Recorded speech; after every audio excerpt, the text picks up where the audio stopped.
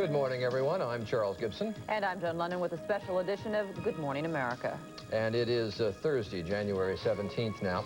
And we are going to be going to the newsroom all through the morning to get the latest on what we're getting from the Persian Gulf. You should keep in mind as the morning goes along that it is 8 hours later there than it is on the East Coast.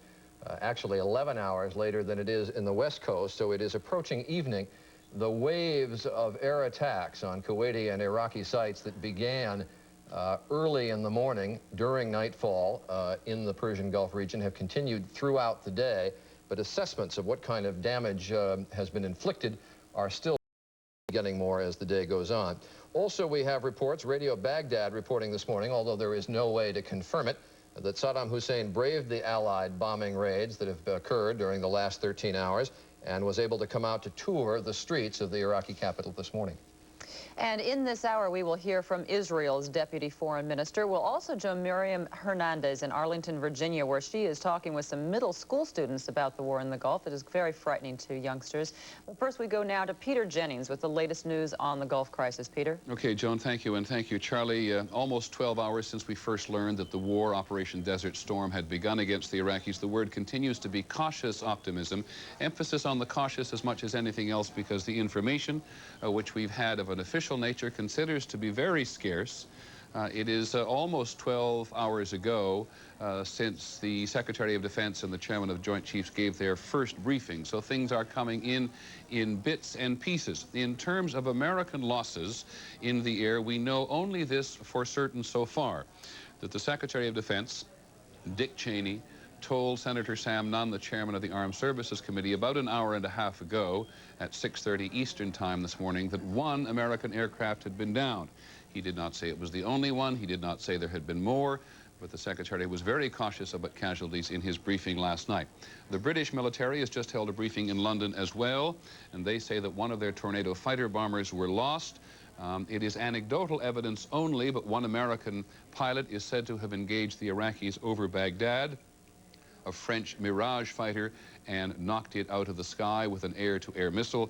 And the French report they've had some damage to their aircraft, but no outright losses. At a military briefing just a short while ago in Riyadh, which is the Saudi Arabian winter capital, and it is very much winter in Saudi Arabia at the moment, the Air Force briefing officer says that so far, in the a little more than 12 hours since the war actually began in terms of having aircraft take off from their bases in Saudi Arabia and from the Persian Gulf and the Red Sea, there have been 750 sorties flown. But bear in mind that virtually everything else we are hearing at the moment is anecdotal, or clearly in the case of some communication centers designed for the morale of the home front. The Iraqis are, for example, reporting this morning officially that 14 American aircraft have been knocked down.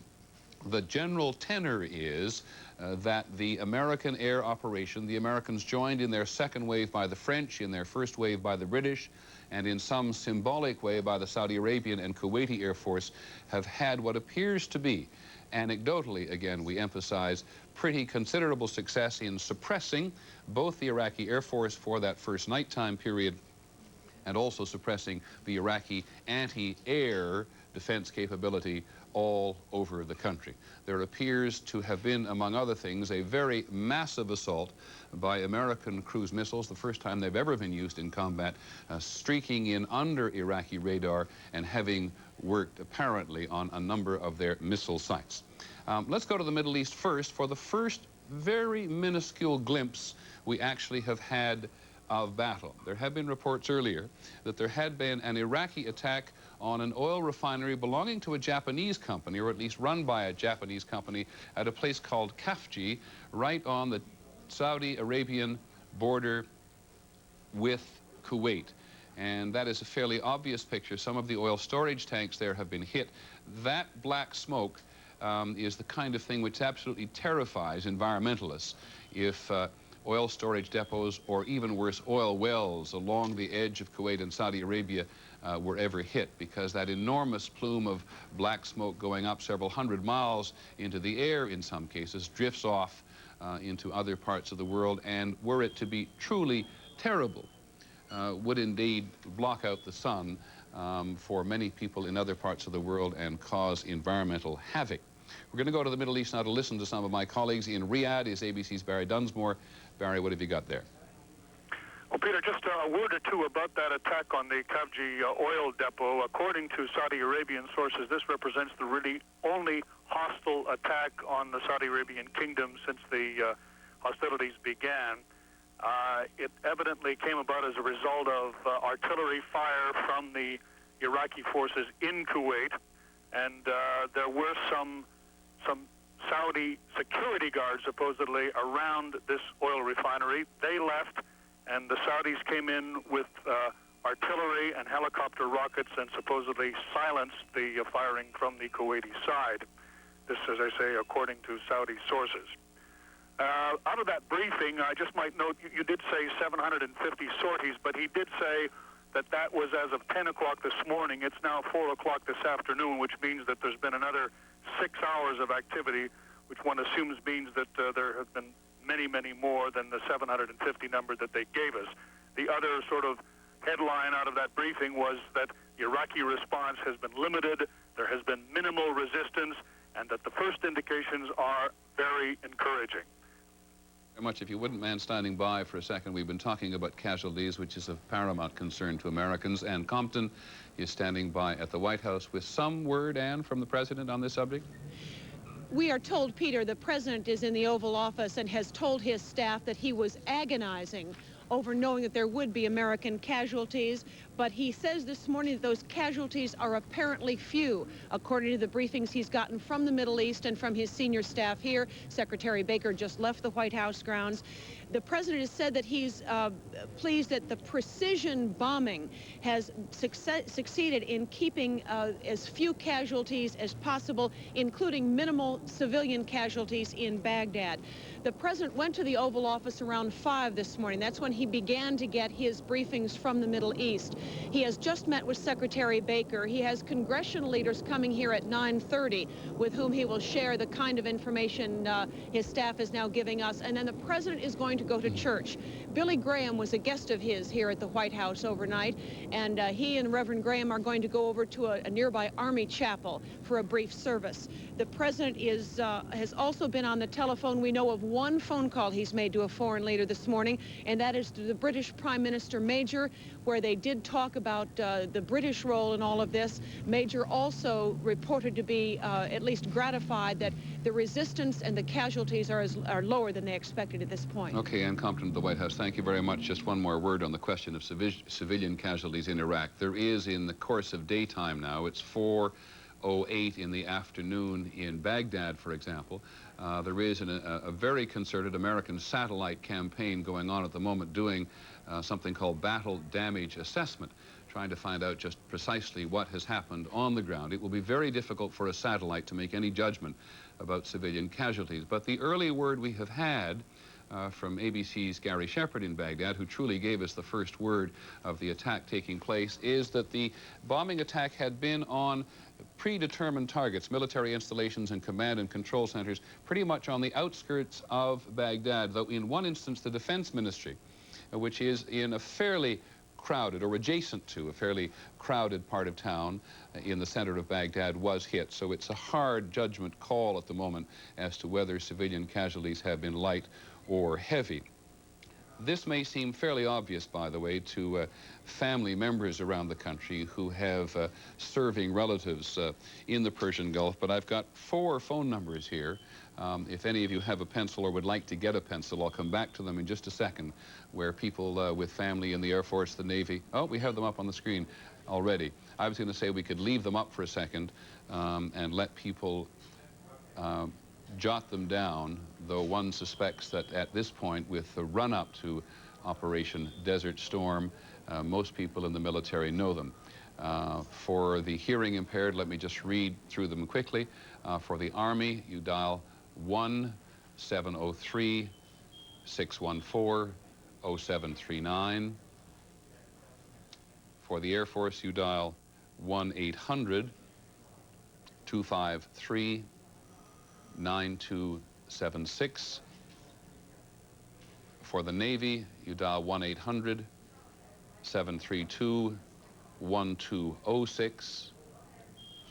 For the Marines, you dial 1-800-523-2694. And for the Coast Guard, you dial 1-800-283-8724. To the Coast Guard's chagrin, Americans tend to forget that when the U.S. goes to war, the Coast Guard also goes to war. And one of the things they have been doing have been watching very carefully for the Iraqis to launch a commando attack anywhere in the Persian Gulf. And so families of Coast Guard members have that number to call along with the other services. Now let's go to eastern Saudi Arabia, where ABC's Bill Redeker is standing by. Bill, with I hope something of a summary of what you think, based on the limited knowledge we all have, has gone on over the last several hours. Well, it's become more and more obvious to us what's going on at this particular airbase area. Virtually every hour on the hour, 2 British or Saudi Tornadoes take off from one side of the field and head north. And on the other side, following them, are 3 F-15C configured fighter jets. Those are the combat air-to-air jets that have been firing in protection of the, I assume in protection of tornadoes, which I also assume are conducting some of the bombing runs. So that's been happening every hour on the hour. That air campaign continues.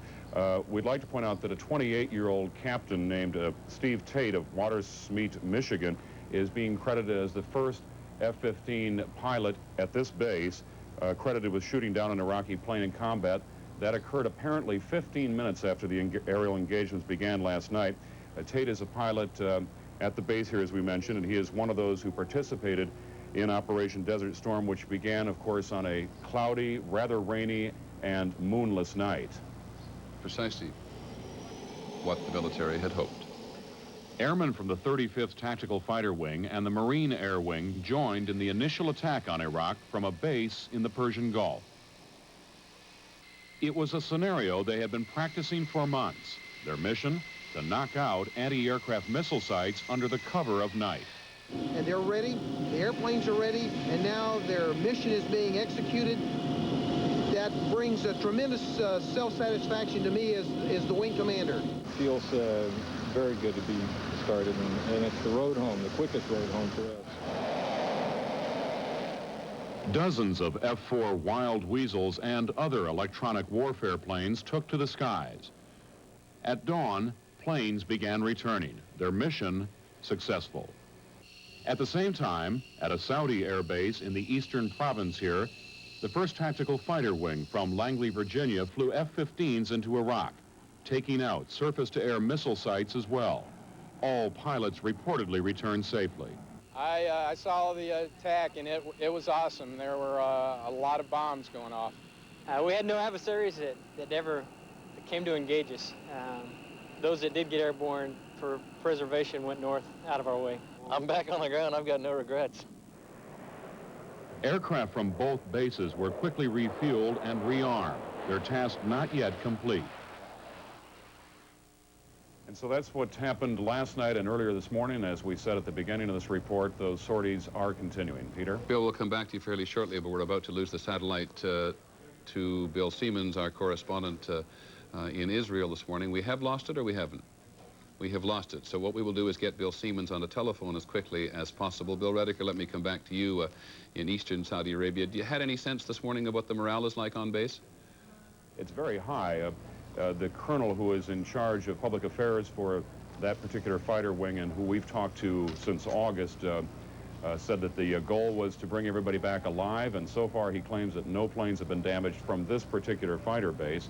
So their morale is high, and yet there's almost an eerie sort of calm about the mission and what they've accomplished. There's no real bravado that we've really noticed, confidence, but a sort of quiet resolve that they've done at least their part of the job so far. You will be pleased to know that you look infinitely better than you did last night when we thought with incredible justification you and everybody else on that base was truly worried that there might be a chemical attack as you stood there a couple of times and listened to the air raid warnings go off. Are people anxious now that there might still be some kind of Iraqi retaliation, or is there a sense that it's all past? Well, there is still some anxiety. There's sort of the belief that most, if not all, of those Scud missiles, which could potentially carry a chemical warhead, have been taken out. But you still see people walking around with chemical gear kits, the masks at least, on a shoulder bag. A lot of the hotel employees here have them. The press, believe it or not, we still have them as well. There are still precautions being taken. So I think most of the threat seems to have been removed, or at least that's the feeling, but nobody's quite so foolish as to not to get rid of their chemical outfits. Before this became Operation Desert Storm and was only Operation Desert Shield, one was always struck by how relaxed the Saudi Arabians themselves were, that the United States was going to not only fight for them but defend them. Is that attitude still prevailed today? I think so. There's been very supportive coverage in the printed press here and also on television. Earlier this morning or last night, your time, you may recall that we showed some television scenes of this very pro sort of nationalistic, militaristic display of weapons, although they weren't American weapons, I should point out, they were Saudis. But we've talked to our Saudi hosts here from the Ministry of Information and also some Kuwaitis, and they're very appreciative, I guess, is one way of putting it, because bear in mind that Saudi Arabia very much thought it was at risk way back in August when Iraq first invaded Kuwait. I would have said undyingly grateful they probably are after having spent several $100 billion on American weapons. It was clear in this campaign that they're unable to defend themselves. They've had a symbolic representation overnight at the very least. Do you know what they've been doing? I'm sorry, I just didn't catch the... They've had a symbolic representation in the first missions overnight. Do we know what Saudi pilots and even Kuwaiti pilots, which were based in your immediate area, were doing? Well, we know that both the Saudis and Kuwaitis flew during the missions. One bit of detail that's sort of interesting, and that is that we understand the Kuwaitis did not fly at night, or if they did do any flying at night, it was not of a combat nature. It may have been some defensive, because they are not night capable. These are the small little Hawk fighters that came down from Kuwait before the invasion. The Saudis have F-15s, very similar to our own, and they provided air cover, as we understand, and we will probably be talking to some Saudi pilots a little bit later today. Is there any word on how the chain of military command has been working in terms of the multinational effort that's been made? We haven't heard a lot of detail about that. I assume that it's been fairly well coordinated, at least with the British and the French and the Saudis and also the Kuwaitis, because those, of course, were the main players in the air campaign. We don't really know if the system has been tested thoroughly because the ground forces haven't been fully activated. And that's where you get this broad collection of, I believe it's 28 nations now, both at sea and on the land, with most of the Arab forces in the northwestern sector and most of the western forces, along with the Saudis, in the central and eastern plains. So that really hasn't been tested. We don't know yet. Okay, Bill, we'll be coming back to you on a more regular basis as the day goes on. Just one other comment before we go back to Charlie Gibson. You cannot have combat or any kind of confrontation in the Middle East without it being accompanied by a war of words. You've already heard the Iraqis say that 14 American planes were shot down by the Iraqis, and the Pentagon spokesman has been quick to respond by saying that that is a ridiculous exaggeration. Charlie? All right, thanks very much, Peter. And it is now 18 minutes after the hour. I should mention to local stations, because we have been continuing network programming and reports on the situation in the Persian Gulf all morning long. Local stations will have a chance to cut away at 25 minutes after this hour, and they should take note of that. One of the places that we have not been talking much about this morning, and yet there had been great concern that it would be central in early news reports, is the nation of Israel. Iraq, of course, had threatened to attack Israel in response to any attack by the United States, and the Iraqi intent obviously would have been to transform this into an Arab-Israeli conflict. But such an attack did not occur last night, U.S. time, and this morning I talked with Benjamin Netanyahu, who is the Deputy Foreign Minister of Israel, and I asked him what the situation is there now. Well, I think the situation is better, and when I said good morning, I meant it. But it's still a situation where the threat is, although it's been significantly reduced, I wouldn't say that it's been removed. We're waiting for a confirmation of the elimination of all sources of threat, and I hope that's proceeding. When you say the elimination of all sources of threat, there were in the, or was, I guess, in the western part of Iraq, bases from which missile attacks could have been launched against Israel. Have those, do you know, have they been taken out? Well, you've heard the reports that we've heard, which is that these missile sites have been attacked and, according to some reports, destroyed. But we are looking at the whole picture, and we're waiting to have confirmation of a few other things. So you don't know for certain yet whether they simply didn't attack or whether they can't attack Israel? It's a potential possibility that either one of them could be true. But I think the important thing to understand is that we have experience in wars. We know that sometimes it can take longer than people think. Secretary Cheney, Dick Cheney, said that this could be a prolonged engagement. I hope is wrong, but he might possibly be right. And until this thing is over, it's not over. So we're waiting, we're patient. Our people are still at home. Our kids are not at school, and people have their gas masks. I have one with me right now. Is there independent Israeli intelligence on the situation now inside Iraq and how much damage has been done, or are you getting reports from the United States? Charlie, from the start, we have cooperated with the United States and with other countries in exchanging whatever information we have with them, and I must say we're satisfied with the cooperation in the other direction as well, and I don't think we should go beyond that. Were you surprised that Saddam Hussein had been so bellicose about his intentions regarding Israel? Were you surprised? I know there was concern about a preemptive attack. It did not come. There was concern about a retaliation immediately in the light of the first attack from the UN forces. That didn't come. Surprised by that? Well, I would say happily disappointed. I think that we couldn't rule out the possibility that he would fire in the first instance. We still can't rule it out that he would fire in the second instance. So I think maybe, I hope that his capacity has been fully destroyed. But if it hasn't been, he has certainly miscalculated what he's up against, and I think that's for the good. Let me ask you quickly about the situation inside your country now of Palestinians. There is a curfew for all of them in the country. Is that right? And in the occupied territory? Well, first of all, there's effectively a curfew in all of Israel itself because people are staying at home. In the territories, we've had the PLO lining up with Saddam Hussein and calling on Palestinians to kill us as well as kill Americans internationally. We have told them, keep the peace, and we'll keep the peace. And so far, it's more or less holding. I put you in the realm of speculation, but do you sense that you will be on alert for some time, or do you suspect that this is going to ease off relatively quickly? We are going to be on alert as long as it takes. We're certainly going to be on alert today. As you know, we're already past noon in Israel. And until we're satisfied that the threat has been removed, I think you're going to see a lot of people walking around with, well, with this thing. I've got it right here, with a gas mask. And in fact, a lot of people not walking around because we want to make sure, even if we go the extra mile, to make sure that our cities are protected, our population is protected. This is what we've been up against all these years, the threat of physical damage, and in some cases, the threat of annihilation. So if it means waiting another day or another 2 days, we'll do it. Benjamin Netanyahu, thank you for being with us this morning. Good to see you again. Thank you. And Good Morning America will continue.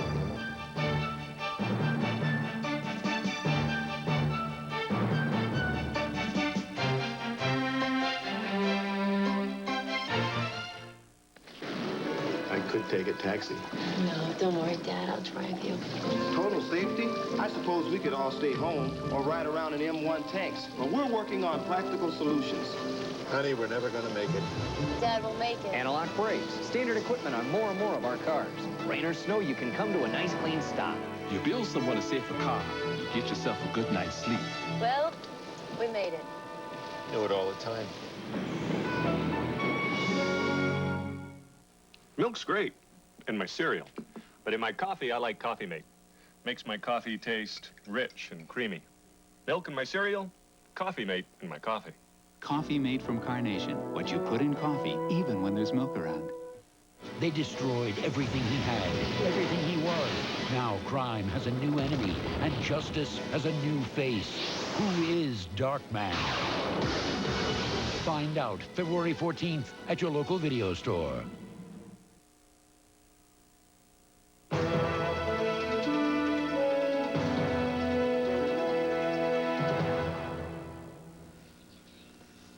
This week, we have been hearing what people from various parts of the country think of the crisis in the Mideast. Last night, of course, the crisis escalated to war. So this morning, we are going to hear the thoughts of young people, specifically 8th graders at the William.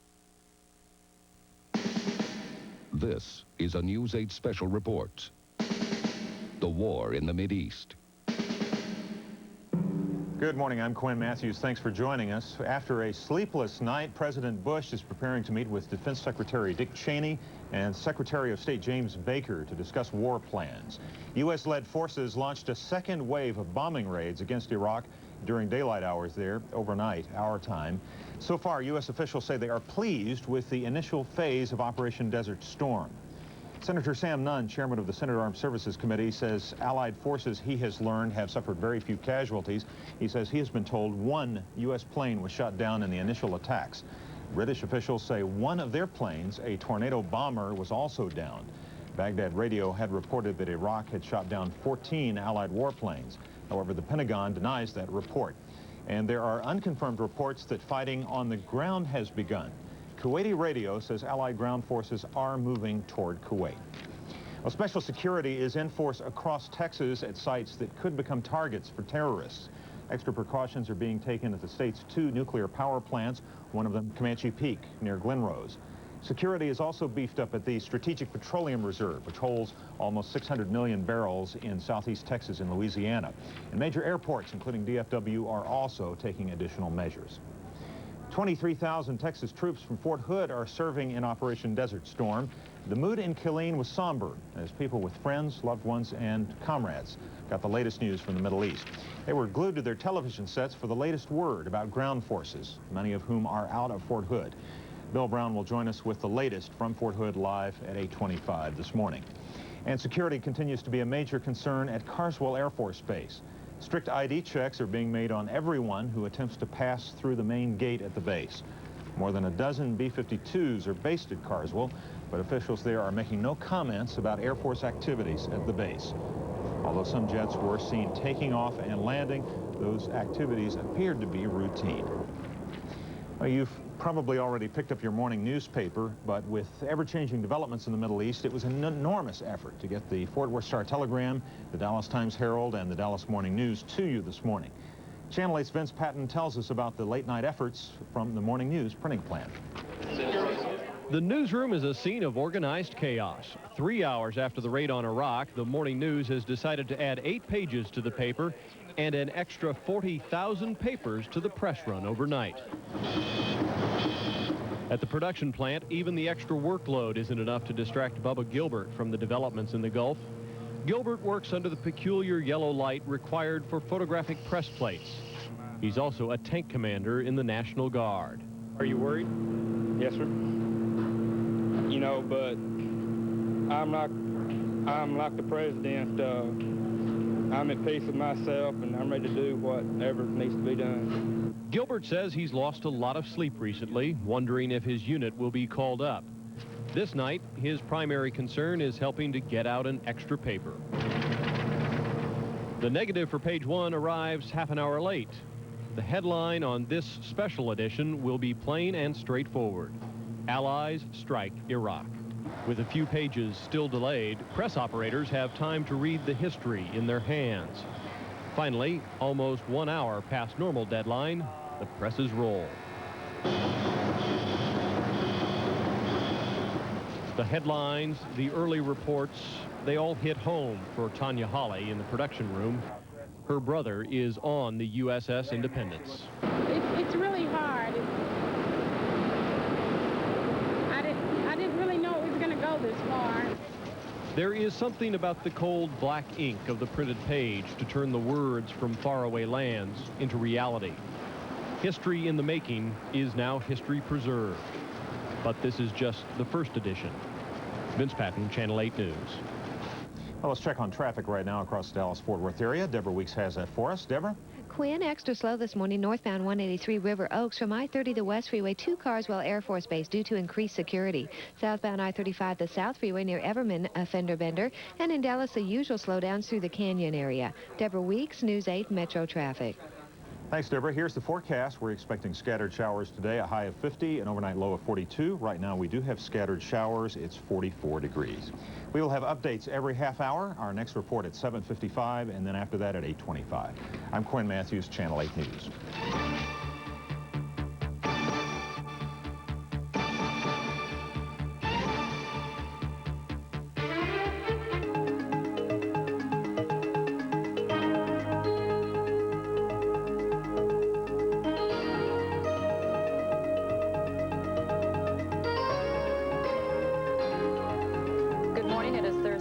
January 17th, and I'm Joan London. And I'm Charles Gibson. This is a special edition of Good Morning America. And we're going to be coming to you all through the morning. And also all throughout the morning, we are going to be going to the newsroom with Peter Jennings. He will be bringing you continuous coverage of Operation Desert Storm, the Allied attack on Iraq.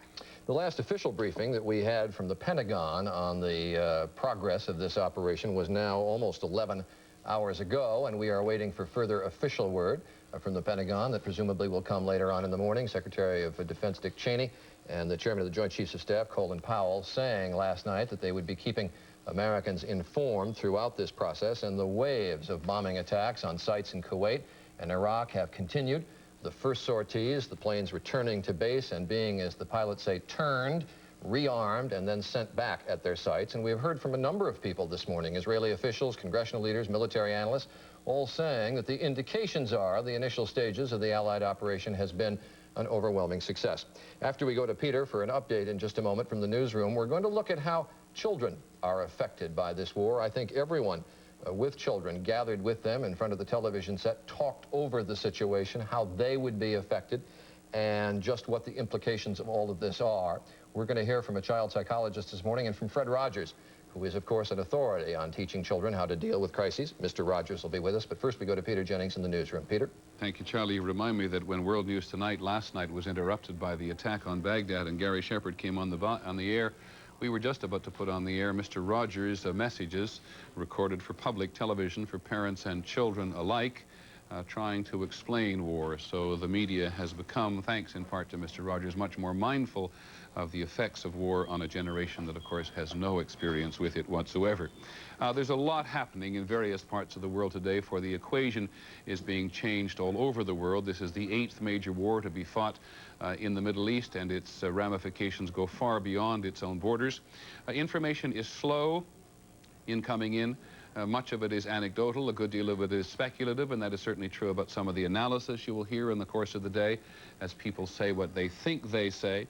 But the general tenor of reporting from the President last night, from the Secretary of Defense and the Chairman of the Joint Chiefs, is things have gone in the initial stages better than expected. In the Air Force briefing that was held in Saudi Arabia early this morning, they reported that 750 American missions had been flown against Kuwait or Iraq up until 10 o'clock this morning Saudi Arabian time, and that is almost 6 hours ago. And as Charlie Gibson has just made reference on Good Morning America, those aircraft have now returned, in many cases from their first missions many hours ago, have been debriefed, and in many cases have gone off on a second wave of assaults against a multitude of targets in Iraq and occupied Kuwait. Bear in mind that one attack on one target does not necessarily do it.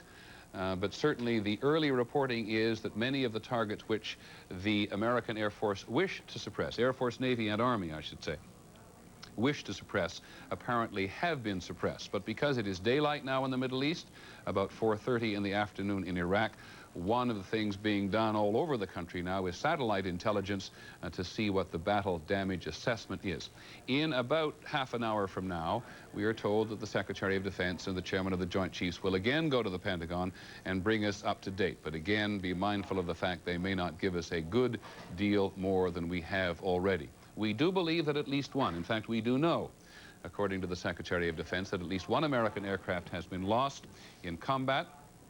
We do not know the status of its pilot or pilots, as the case may be. We do know that one British aircraft has been lost in combat. At least one Iraqi aircraft has been knocked down. That is to say, an American pilot has been given credit for an air-to-air attack on an Iraqi aircraft in the vicinity of Baghdad. And we do know that some of the French have been hit in the course of combat. They went off on the second wave of mission, but apparently have not lost an aircraft. Speaking for ourselves, we are immensely concerned as to how the families of American servicemen and women in the Gulf around the country are reacting to this. So before we go out to the Middle East, we want to go to Fort Stewart, Georgia, which is the home of the 24th Infantry, where ABC's John Quinones is standing by with some indication of how the families are reacting. John.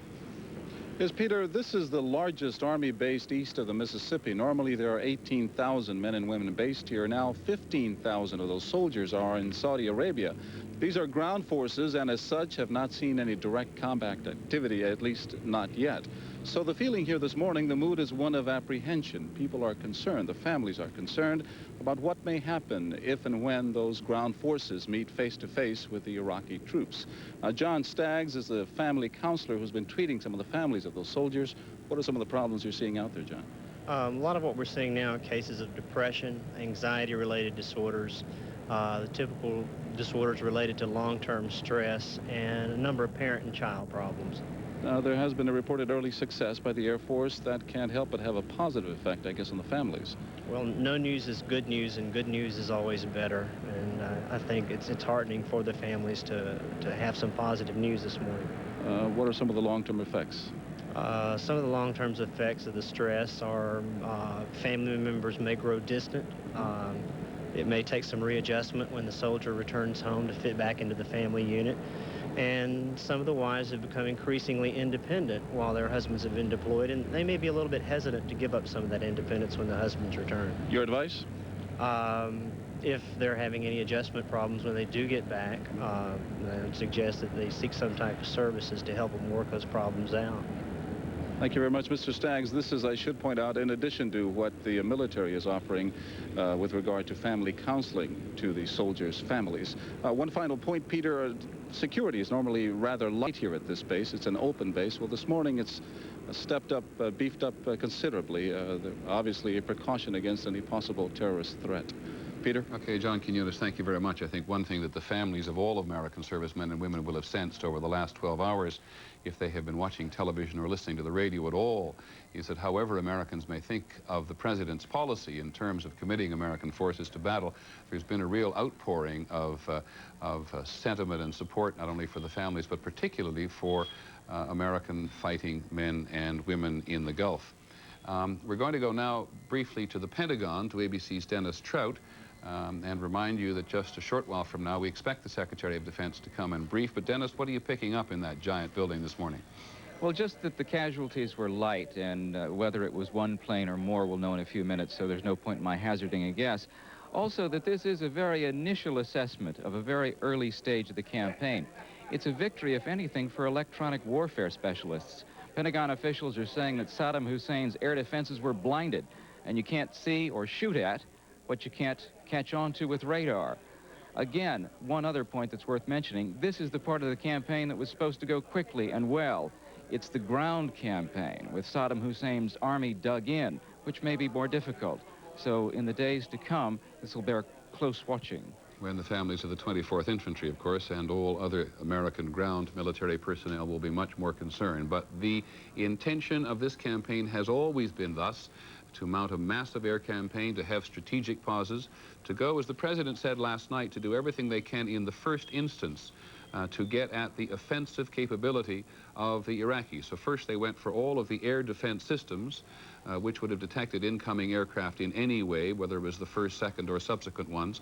Second was to suppress the Iraqi Air Force, and there, for example, you see in the first pool video an air-to-air missile being launched, should I say, being fitted to an aircraft for a mission out of Saudi Arabia.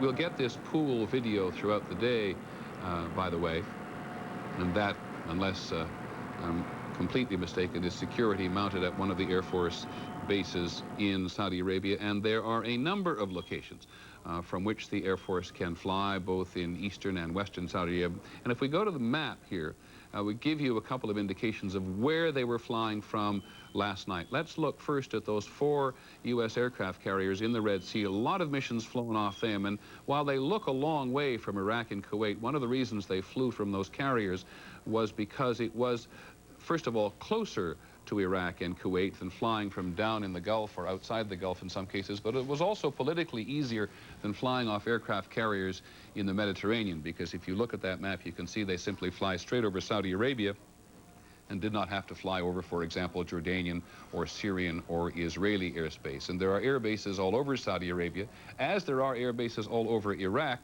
which need to be dealt with in either the first, second, third, or some subsequent wave of attack in order to make sure that the Iraqi Air Force stays out of the air altogether.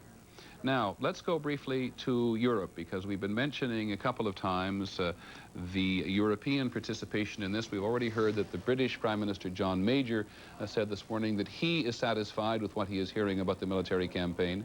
ABC's Jim Bitterman is in Paris for us, and we can talk to him about the French participation. The foreign and defense ministers from across Europe were called to Paris yesterday afternoon, even before the fighting started in the Middle East. Whatever the reluctance of their countries to become involved beforehand, they are now committed. Operational control of the British, French, Dutch, and Belgian forces in the Gulf has been turned over to American Commanding General Schwarzkopf.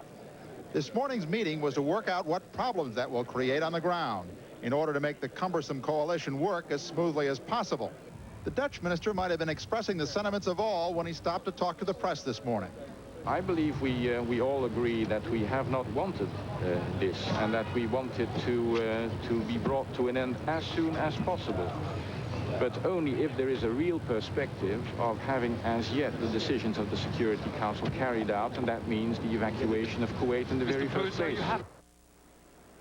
In another bit of diplomatic news out of here this morning, Peter, the International Energy Agency has decided to activate its war contingency plan that was agreed upon last week, in which the 21 member nations will bring on to world oil markets 2.5 million barrels of oil a day to help ease any supply problems there may be and help stabilize oil prices. And let me just, before I ask you a couple of questions about that, Jim, point out to our audience that, in fact, the president has decided, President Bush has decided to release 1.2, I think it is, million barrels a day from the strategic oil reserve here in the U.S. into the market so as to keep oil prices stable. Oil prices shot up, very volatile. In fact, hardly anything as volatile as oil prices. Shot up with the first news of war, but with these constant rumors and early assessments coming in of a successful campaign, oil prices have moderated, to say the least, gone down some. They're certainly a good deal higher than they were on August the 2nd when Saddam Hussein invaded. Let me go back to Jim Bitterman now in Paris. Jim, the French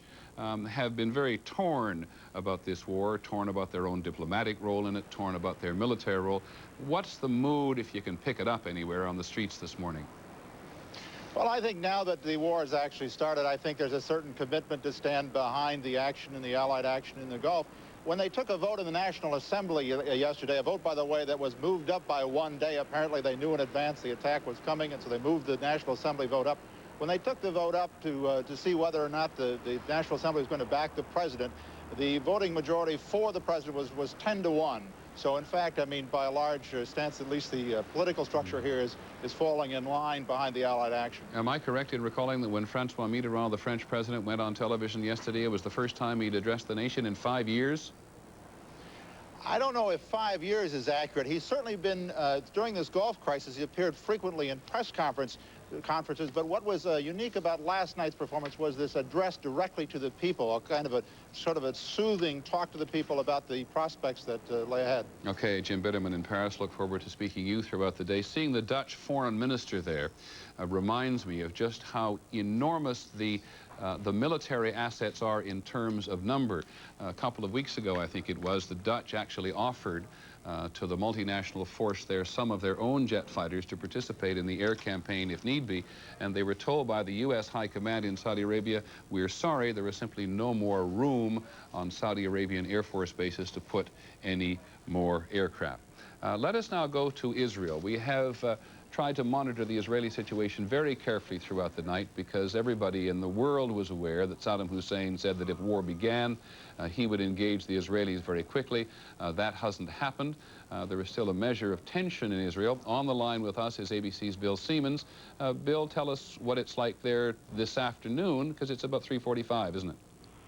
That's right, Peter. And in an obvious attempt to forestall the possibility of creeping complacency, the military spokesman is again urging the public to stay in their homes, warning that the danger for Israel is not yet over, despite those reports that Saddam Hussein's missiles have been either destroyed or neutralized. Defense Minister Aaron says it's still too early to say the danger is over. Has the Prime Minister made any public comment yet? The Prime Minister has been busy meeting with his cabinet all day, but the general tenor of comment from the top officials are the voices of caution. the initial euphoria and relief seems to be wearing away slowly, and the public officials are warning the people that it's too early for final conclusions. Keep the edge of caution and keep the edge of preparedness against any possible surprise. Now, once again, Bill, the Palestinians in the occupied territories have all been put under curfew and told, I gather in one instance, that if they leave their homes, they're going to be shot. Peter, one of the strictest curfews in years has been slapped on the West Bank and Gaza, and the implication you read into the orders that have been issued to the army are absolutely correct. The Palestinians have been told that they will take their lives in danger if they walk out of their homes today. There has been some trouble in the Arab communities on the fringes of Jerusalem.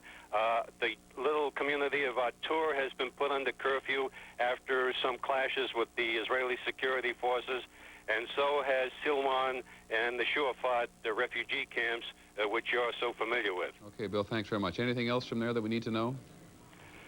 Well, I think that the Israelis face at least one, perhaps 2 more days of this urging to stay home, close to their gas masks and close to those rooms that have been sealed off with plastic against poison gas. And the streets in Jerusalem that you're so familiar with, that at this time of day, 3:30 in the afternoon on Thursday, which is a big shopping time, are usually jammed with that crazy traffic, absolutely deserted except for buses, taxis, and those going to work who have to be at work performing essential services for the public. Thanks very much. ABC's Bill Siemens in Jerusalem reminding us again, as so many people who know about military campaigns have warned us, that the early reports of any military campaign tend to be optimistic. Israeli schools were closed the day before yesterday and will stay closed until at least 3 o'clock. One of the political dimensions, of course, of this combat is going to be the tremendous, the enormous, the catastrophic letdown that many of the Palestinians in the occupied territories will feel, because Yasser Arafat, the chairman of the PLO, hitched his political star like glue to that of Saddam Hussein. And while, again, we emphasize it is too early to make any judgments, the early suggestions are that Saddam Hussein has not done what he said he would do, which is liberate Israel for the Palestinians. And so on the West Bank, there will be an incredible frustration, we suspect, over the next couple of days. Let's go to the State Department in Washington very briefly now to talk to ABC's David Ensor as to whether anything in that building at all, David, where diplomacy ultimately failed. Well, Peter, security has been tightened considerably at this building, several more layers of it, more metal detectors and so on. There's no sense of real activity here, but clearly while the United States is doing most of its talking with warplanes at the moment, there will be something that has to be said out of this building. There were reports out of New York, and I have one official here, while saying that he can't confirm that this will be the line today, that it seems likely to him it might be. The report was that Ambassador Pickering was telling his colleagues at the United Nations that while the United States and its coalition partners were going to continue bombing Iraq until there was a withdrawal, if a withdrawal starts, a rapid withdrawal from Kuwait, the bombing could stop. Now, they're not saying that out of the State Department yet, but it does seem likely that something along those lines might be the position taken from here today. Okay, David, thanks very much. David Ensor at the State Department. Of course, in the coming days, everybody will be looking to see whether or not Saddam Hussein goes to the United Nations, tries to bring this a halt, and in some way, shape, or other sues for peace. At about 9 o'clock Eastern Time, in about 10 or 12 minutes from now, the Secretary of Defense and the Chairman of the Joint Chiefs are going to brief the nation at the Pentagon. We shall be here for that. In the meantime, back to Charlie Gibson and Joan London at Good Morning America. Thank you very much, Peter. It's now 11 minutes before the hour, and we're going to spend the few moments that we have left in this half hour talking about how all of this affects children. As I mentioned a few moments ago, I think everyone, when they got the word that war had broken out last night, immediately gathered with their children. The young, obviously, have not experienced a situation where their nation is at war before, and there were a lot of parent-children talks last night about the implications of this and how it affects the children. Our Miriam Hernandez is in an 8th grade classroom, a world geography classroom, and certainly they have studied the Middle East in recent days. She is at the Williamsburg Middle School in Arlington, Virginia. Miriam?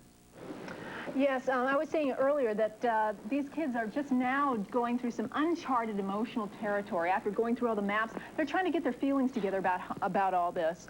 And they're sharing them with me. What is your name, please? Della Bennett.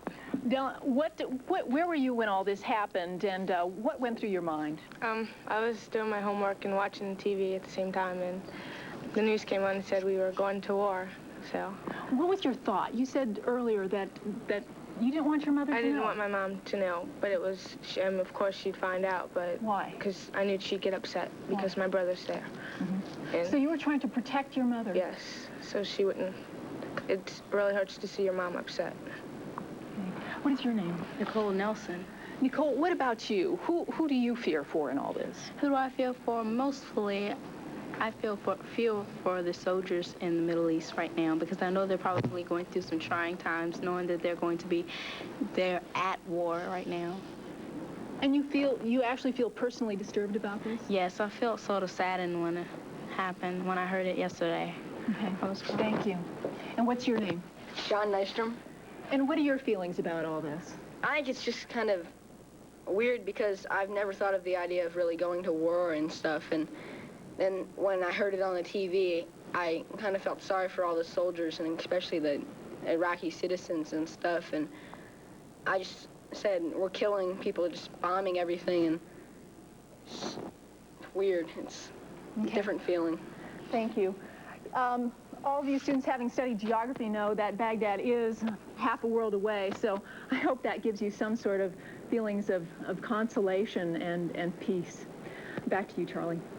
Thank you very much, Miriam. If anyone knows how all of this affects children and how children react, it is Fred Rogers, Mr. Rogers. We're going to take a commercial break, and when we come back, Joan will speak with him when this special edition of Good Morning America continues.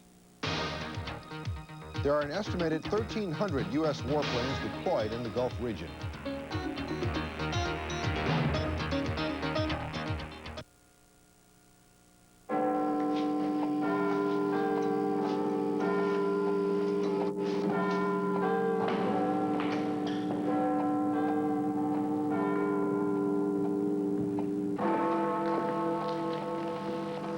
Guess what coffee they serve at tea?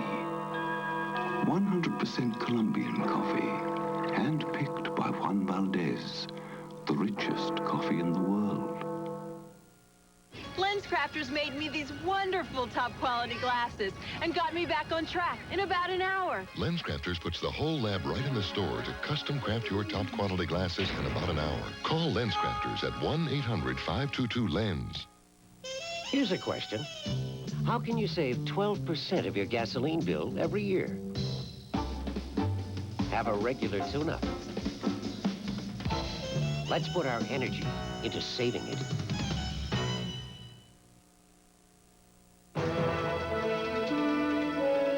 Joining me now from Pittsburgh is a man who has been a good friend to children through his books and his recordings, his classic television show, Mr. Rogers' Neighborhood.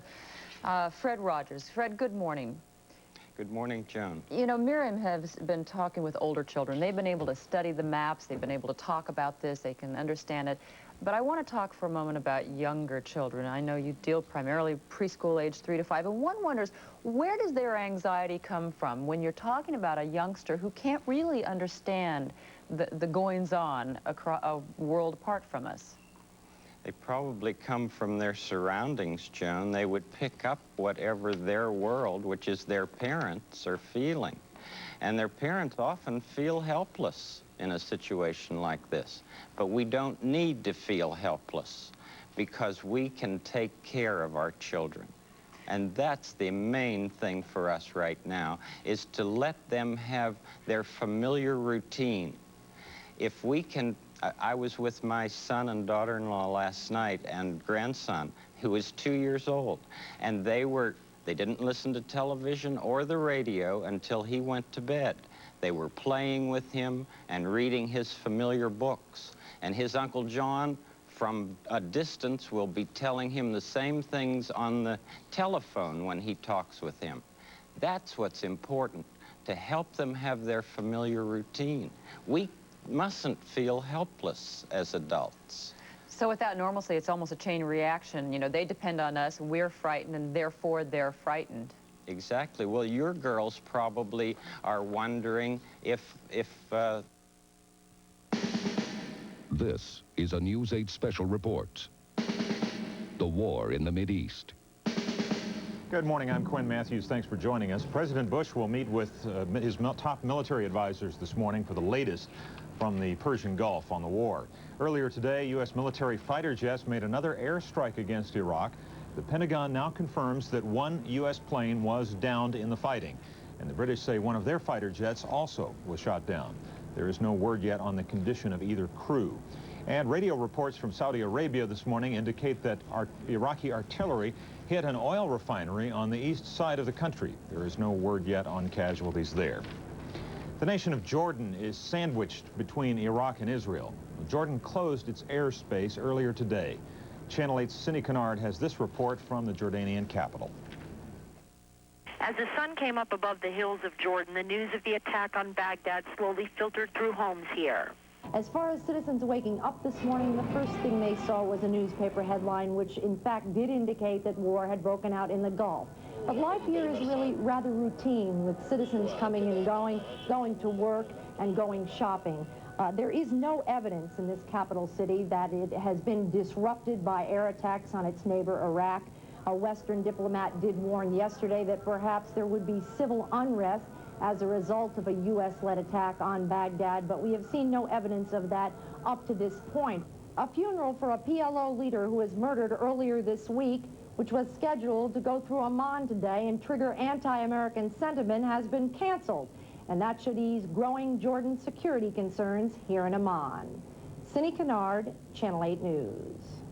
Some oil companies responded to the war by immediately freezing their wholesale gasoline prices. Houston-based Conoco, along with Chevron, Mobil, and Unocal Corporation, say the action is to show support for the American effort in the Gulf. Chevron says it'll keep prices down for at least 1 week. All the companies urge the public not to resort to panic buying. Well, here are some of the first pictures of the effects of battle. There were reports earlier there was an Iraqi attack on an oil refinery belonging to or run by a Japanese company. The oil refinery is located along the Saudi-Kuwaiti border. The black smoke from the burning oil is said to be an environmental hazard. And here in our area, the start of Operation Desert Storm meant a long night of watching and waiting for many families. Channel 8's Michael Hill spent time last night with one such family and has this report. Sorry it has to happen. I don't want to see anybody die no time. But sometimes, you know, you have to do what you have to do. You can't let people... A patriotic J.W. and Geraldine Dennis intentionally watch the news. In the back of their minds, a haunting, looming potential. If the air raids fail, their son-in-law, Sergeant Leroy Green, with the Army's 57th Signal, would be among the hundreds of thousands of foot soldiers trying to drive Saddam Hussein out of Kuwait. We're gonna cook his chicken. And this guy's chicken need cooking. The Dennises say Sergeant Green is more than just an in-law. He's the son they never had. This mother's facial expression attests to that. Cynthia and Sergeant Green celebrated their 6th wedding anniversary December 28th. She was in Central Texas. He was somewhere in the Middle East. Their parents watched the president's address and echoed his concern that the raid would be decisive and the U.S. would prevail as soon as possible. You're going to commit your soldiers, win it as quick as you can. I prefer the first strike would be the last one. We tried with the sanctions to let them work, and I've heard a lot of people say give the sanctions more time to work. But what we're going to do, let the boys stay over there for 2 years, trying to let the sanctions work, and then all of a sudden they get situated over there for 2 years, they haven't been home, and then we decide to go to war. Michael Hill for Channel 8 News. And if you have any questions or you need some specific information on the war in the Gulf, Channel 8 has set up a hotline. Here's that number. It is 988-7888. Again, the number to call is 988-7888 for information and answers about what's going on in the Middle East. And also, the Pentagon has set up a series of telephone numbers to call for general information. For Army general information, call this number, area code 703-614-0739. The Air Force information number is 800-253-9276. The Navy number is 1-800-732-1206. The Marine Corps information number is 1-800-523-2694. And the Coast Guard number will be open after 8 this morning. That number is 1-800-283-8724. The Pentagon asks callers to provide correct spelling of service members' last names and other pertinent information such as rank, Social Security number, and military unit. If for some reason you've missed those numbers, you can call the Channel 8 hotline, or you can we will be running those numbers for you again. Now, we will return to ABC as war coverage continues here on Channel 8. We'll have updates every half hour. Our next report is at 8:25. I'm Quinn Matthews, Channel 8 News.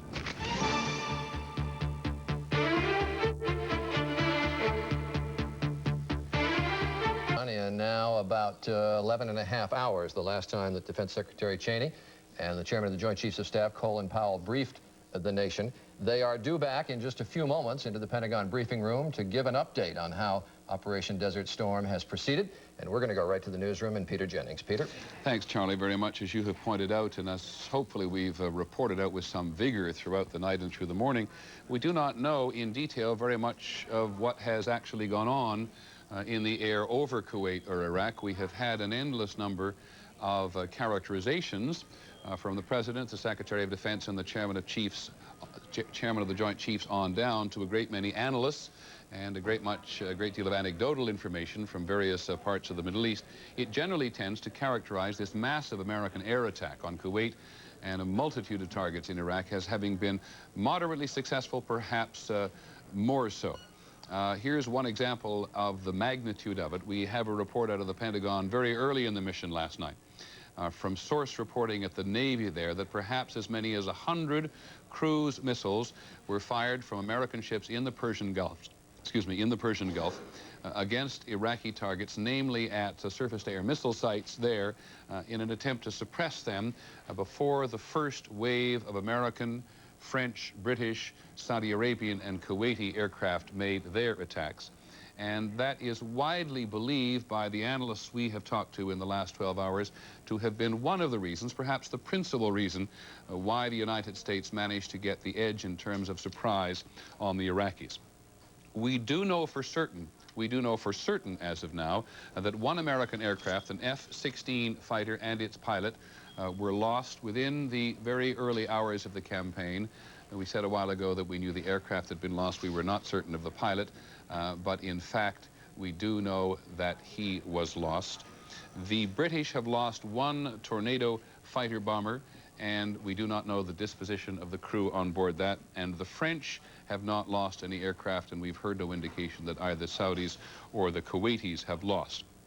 To give you some sense, again, of the magnitude of this, the Pentagon briefing officer in Riyadh, the Saudi Arabian capital, told us just about an hour ago that there had been, up until 10 o'clock in the morning Saudi Arabian time, that is during the night, 750 missions flown. Now, that was 7 hours ago, and the various air forces, namely the U.S., continue to fly missions as of the moment. So the measure of force being used against Iraq and Kuwait is enormous. General Bernard Traynor, one of our military analysts, told us a short while ago that he'd done some sketching on the back of an envelope and had come to the conclusion, based on the number of missions, that the degree of munitions power dropped on Iraq and Kuwait so far in the course of this war was greater than that of the atomic bomb dropped on Hiroshima and Nagasaki. Now, it is clear to everybody in the country, obviously, that we all speak with different voices about what has been happening. Most people in the country, if the polls continue to hold true, supporting the president's action, certainly supporting the troops in the Gulf, approving of what is happening so far. A great many people not approving of going ahead with military action and wishing the sanctions to have remained in place. But the fat is in the fire, and this is the way some of the newspapers, perhaps not in your hometown and elsewhere, but have been putting it this morning. The New York Post says, war, Allied jets rip Iraq and Kuwait, Saddam's Air Force KO'd. We do know that there's been very little combat between the Iraqi Air Force and the American Air Force, but we do not know whether the Iraqi Air Force has been put out of action altogether. Here is the New York Daily News. We slam Saddam. Allied planes bomb Iraq and Kuwait. President Bush, which he did say in his speech last night, that the world could wait no longer. Some debate about that. In a minute and a half, by the way, we're going to go to the Pentagon for the second full briefing we've had. Here's New York Newsday: war. U.S. launches attack with airstrikes on Iraq and Kuwait. USA Today: the U.S. bombs Baghdad. The Iraqi Air Force decimated. President Bush here in this little corner saying tonight the battle has been joined. The Iraqi radio has been saying this morning that the mother of all battles has begun. Here's the Boston Herald: the liberation of Kuwait has begun. Another quote from the president: war, we will not fail. The president tells, and here, in some respects to journalists, is among the most surprising front pages we've seen. This is the Wall Street Journal, looking unlike we have ever seen it before, with a great big map on the front page and a big banner headline: waves of U.S. planes attack Iraq as war breaks out in the Persian Gulf. The Wall Street Journal, one of the country's best newspapers, usually has a somewhat more austere front page than that. But we're going to go now to the Pentagon. All the security sweeps have been done there, and the Secretary of Defense, who's already briefed the President this morning, and assumedly the Secretary of State have come back to talk to the press. The Secretary is going to have a short statement, according to Pete Williams, who is the Pentagon's principal spokesman there at the podium now. So let us join that briefing. Raise your hands, and General Powell will point to you to acknowledge your questions. Mr. Secretary. Thank you, Pete. As Pete mentioned, I have to leave after a few minutes. General Powell and I will take a couple of questions, and then I'm going to sneak off and turn you over to my compatriot.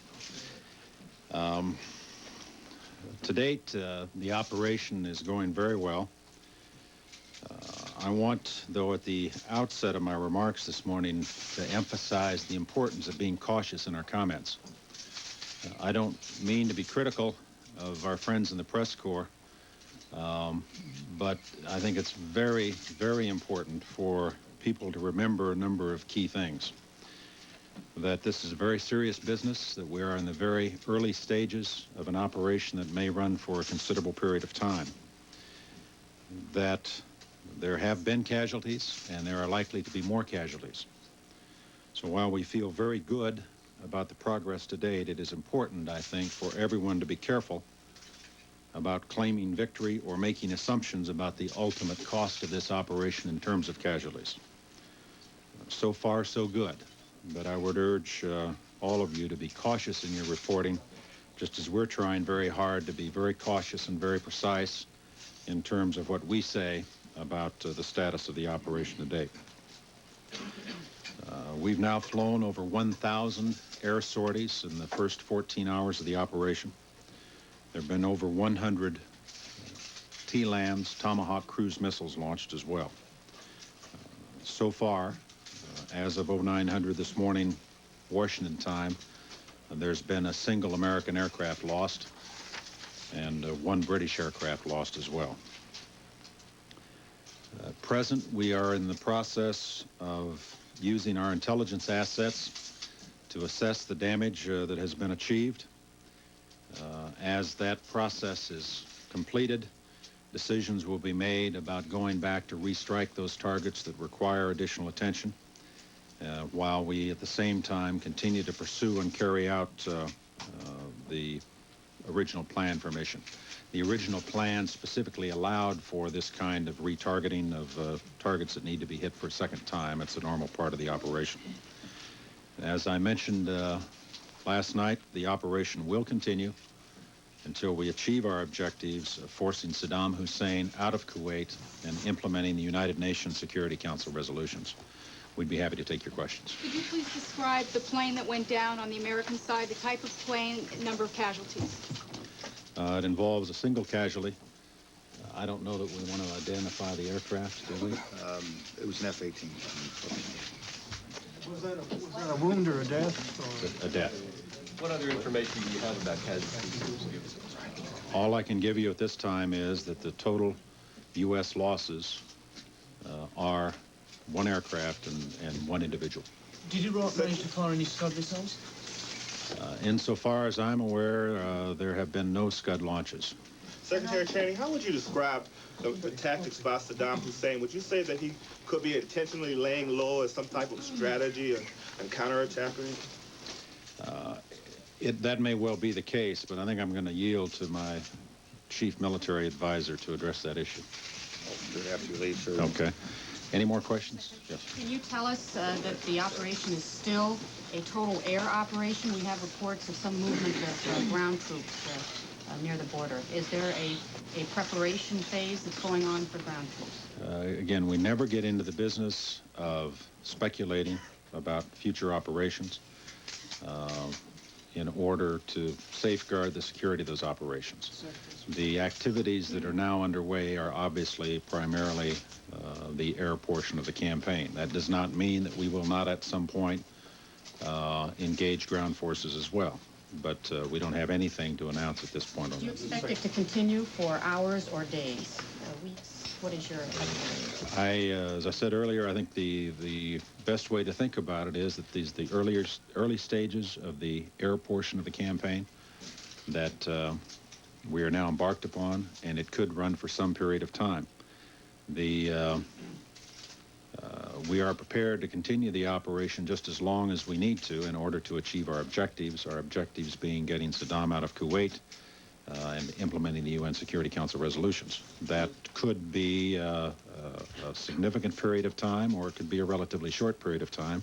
That'll depend upon the success of the campaign and upon how he reacts to it. Mr. Secretary, do you have any reports of damaged aircraft? The French said that 4 of their aircraft were pretty heavily damaged, but they only had 1 slight injury. How about our aircraft? How are they holding up?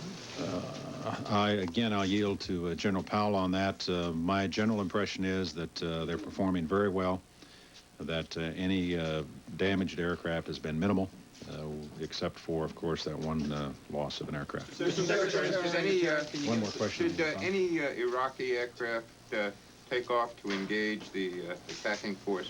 I'm going to leave that to General Powell. And Secretary, can I ask you one more question, sir? Is there any possibility that there will at some point during the air war be some kind of a pause to give Saddam Hussein the opportunity to rethink his commitment to staying in Kuwait, or is this a non-stop operation as far as the coalition is concerned? As far as the coalition is concerned, and as far as my orders from the President are concerned, we've been instructed to execute the plan, to carry on these operations until we have achieved our objective. Our objective is to get Saddam Hussein out of Kuwait. To follow up on a couple of questions, I only have a report of 1 other U.S. aircraft damage. There may be others, but those reports have not come into me yet. Mr. General, are there any counteroffensive at all by the Iraqis, either on the ground or otherwise? No, the only Iraqi action I'm aware of was the artillery strike across the border into Ras al-Khaji, which you've seen on television, which hit one oil petroleum storage facility, but that's not been followed up, and we have silenced that. How do you account for that? Does it surprise you? You'll have to ask them. I'm rather pleased that we appear to have achieved tactical surprise. We should not, however, rule out the possibility of Iraqi action either in the air or on the ground, and I can assure you that we are on the lookout for it. Any damage assessment, sir, of Iraqi aircraft, airfields? Can you give us any rough sense of what you have hit successfully? Of all of the air sorties that went in, we are rating 80% of them as having been effective, meaning the aircraft got to its target, delivered its ordnance, and returned. For those that are in the 20%, that includes those that had mechanical problems, weather problems, or because of the very tight control we had over the aircraft, they did not make the kind of positive identification of the target that we required before going in and launching under the rules of engagement to minimize collateral civilian damage. So we're very satisfied with that level of performance on the part of our aircraft. We are pleased with the initial results. We have damaged the command and control capability of the Iraqi government and the Iraqi armed forces. We believe we have done reasonably well, as best we know right now, with the preliminary bomb damage assessment in attacking airfields, attacking fixed Scud facilities around the countryside. But I once again caution you that this is very preliminary, only 12 hours into the operation. General Powell, give us some idea of the targets that were struck and the priority given to those targets and the weapons used against those targets. The targets that were struck initially dealt with air defense systems, command and control installations, and the Iraqi Air Force and their ability to interfere with our air operations. B-52s were used, F-117s, F-15s, F-16s, A-10s, F-111s, F-A-18s, A-6s, A-7s, Apache helicopters, Tornadoes from the United Kingdom, Tornadoes from Saudi Arabia, Jaguars from the French, and the Kuwaiti Air Force is also involved. Specific ordnance loads are those ordnance loads commonly associated with these aircraft. I don't have any more specific information on that, Dave. What's the cruise missiles? The Secretary said more than 100 cruise missiles. What were they used against? They were used against a variety of targets where their precision was required for the target, or because of the air defense system around those targets, we felt that an unmanned weapon was the best system to use. It was I got to say, it was an extremely detailed, well thought out plan. A lot of credit has to go to General Schwarzkopf, and especially to General Horner, the commander of Central Command Air Forces, for the integration of this plan. Enormously complex, and it was a single plan encompassing all U.S. forces and all Allied forces participating in the operation, all responding to the direction of a single commander with a single air tasking order. Michael? Excuse me, Mike? General Powell, in laying out your initial list of targets, you didn't mention the Iraqi Republican Guards or ground forces. Where were they in the sequence of the priority of targets, and what I really don't want to, I'm deliberately trying not to give prioritization or sequencing, because it is a plan that is unfolding, and there is a concept behind it. And if I say too much about it, then I'm giving away the total concept, and I'm not prepared to do that. Yes, ma'am. Can you say if they were struck and if you did significant damage to them? They were on the target list, and I'm not prepared to give bomb damage assessment on the Republican Guard at this time. General, you singled out the Scud missile launchers in fixed sites as having been among the first targets that were reached. What about those in the mobile launchers? That was not to suggest we aren't equally concerned about mobile launchers, but they're much more difficult to target and find. So they are a high priority target if we can locate them on the battlefield, so to speak. But because they are mobile, you can't predict where they're liable to be. But all of our systems are tuned up and queued trying to locate mobile Scud launchers, of course. General, come over this side. Yes, do you feel that in a general sense the attack has been effective enough to give the United States control of Iraqi airspace? And if it falls somewhat short of that, perhaps you could just generally tell us how effective you think it's been. I'm comfortable that we are able to achieve control of Iraqi airspace. That is not to say that the Iraqi Air Force has been totally destroyed at this time. Since I spoke to you last evening, I've had further reports that suggest they did come up. There were some air-to-air engagements. I'm not prepared to give you the results of those air-to-air engagements, except to say we have lost no aircraft as a result of those engagements. So the Iraqi Air Force is still out there, and we're going to work on them in their airfields. General, were you at all surprised that the Iraqi air defenses weren't more effective?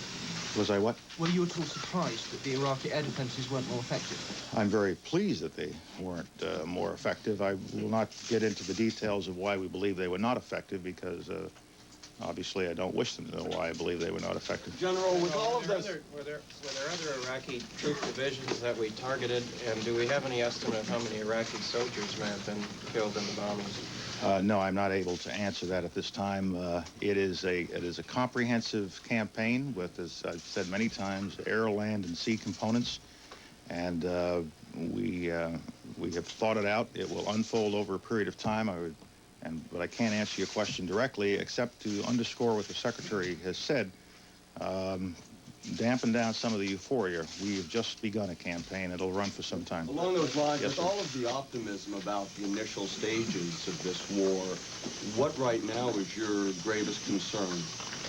I don't know that I have any grave concerns. I'm always concerned about the welfare of our GIs who are participating in the operation.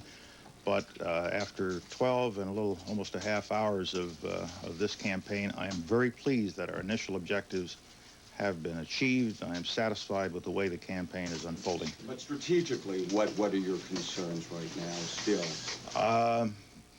don't know that I have any particular strategic concerns. My principal concern is to accomplish the mission. And we have to remember the mission isn't to bomb a while and pause and see if something happens. The mission is to eject the Iraqi army out of Kuwait and to assist in the restoration of the legitimate government of Kuwait. And our entire campaign plan is focused on those two objectives. What is the extent of the damage to specifically to the chemical and to the nuclear plants? We are pleased with the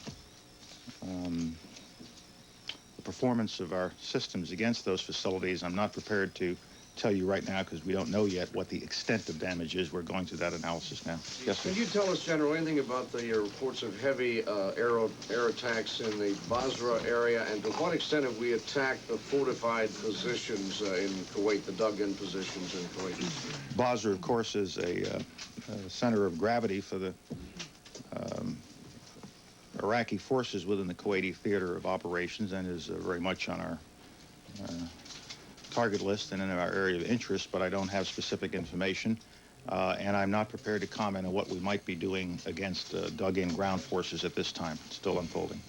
Back over here. Any reports yet of collateral damage, especially in Baghdad? And was there any attempt to go after the anti-aircraft units that are within the Iraqi ground forces in southern Iraq or Kuwait? Certainly, we are interested in the anti-aircraft units within the Iraqi ground forces in due course, and we want to get the air defense system taken care of to give us absolute freedom of movement through the air. We have been very sensitive to collateral damage in the Baghdad area, and I think the best source of how careful we have been is listening to the CNN reporters who are watching it unfold. We were very concerned about collateral damage, making sure that no innocent civilians were killed or injured, and we were very sensitive to cultural and religious sites within the area. Yes.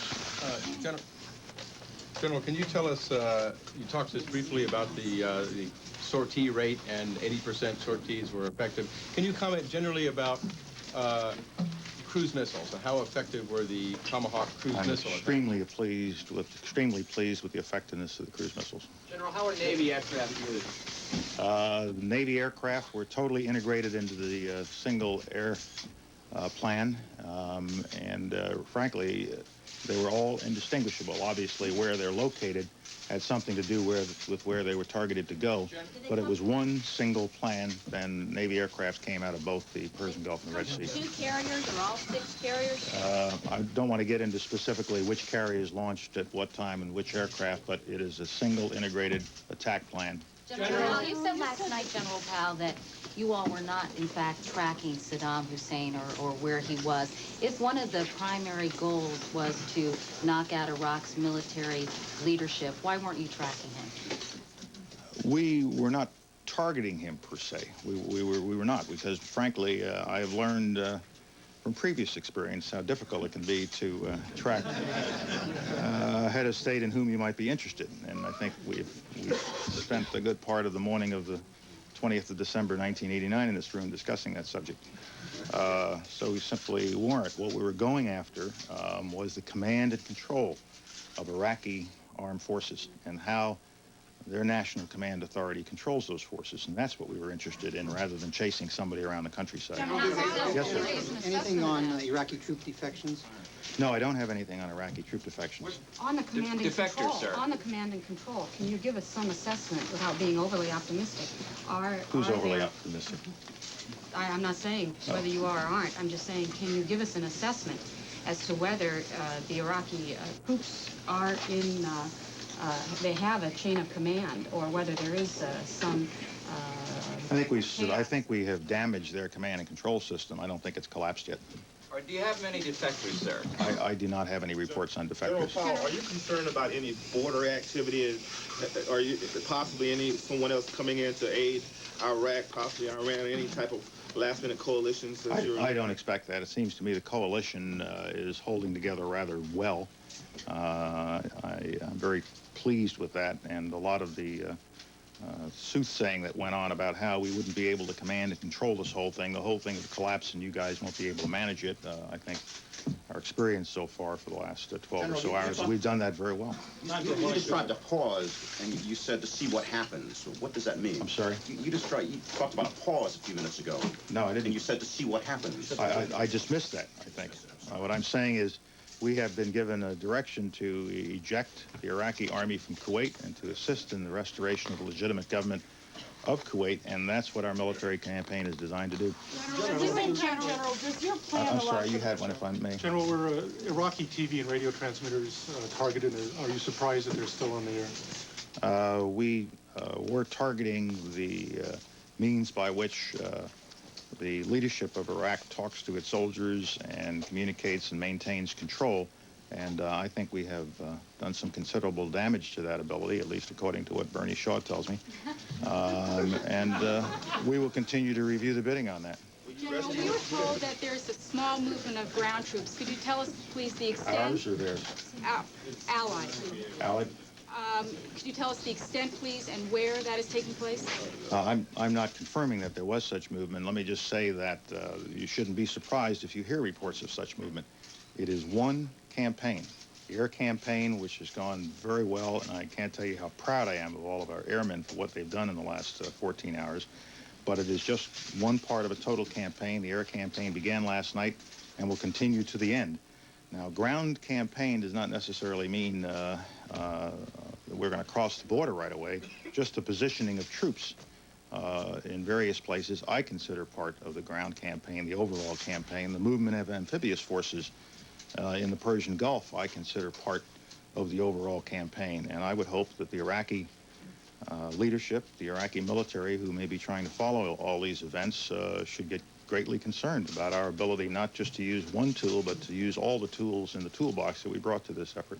General, what can you tell us about reports that Iraq has... Two more. You're first. I'm sorry. What can you tell us about reports that Iraq has stuck some of its air defenses in bunkers, be it planes or additional missiles, and that they are prepared then to launch those at some point in the future against us? Well, if they leave their airplanes in bunkers, then those airplanes are not up giving us difficulty, and we know where the bunkers are, and in due course we will take care of it. They do exist? Bunkers, oh yeah, they have hardened bunkers, quite sophisticated hardened bunkers. Was there any common stream to what caused the losses, such as anti-aircraft or missiles, or what kind of fire brought? Well, there's not a trend. I mean, there's only been 2 confirmed losses, and I don't want to get into what those losses were caused by. The strongest response and most effective? There was a great deal of surface-to-air missile fire, and there was a great deal of anti-aircraft gunfire.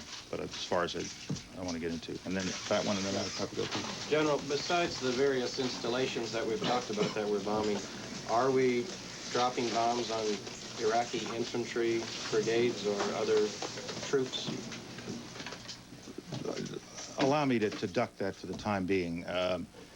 The campaign will grow and spread, and you will see the other parts of it emerge in due course, and you will understand the very comprehensive nature in this campaign, But allow me to dodge that for the moment. Thank you very much. Can you stop this campaign? Is there any diplomatic... Do whatever the president asks us to do. Whether he tank crashes. No. Well, the chairman of the Joint Chiefs and the Secretary of Defense have, in their second briefing since this campaign began, given us and you an enormous amount to chew on.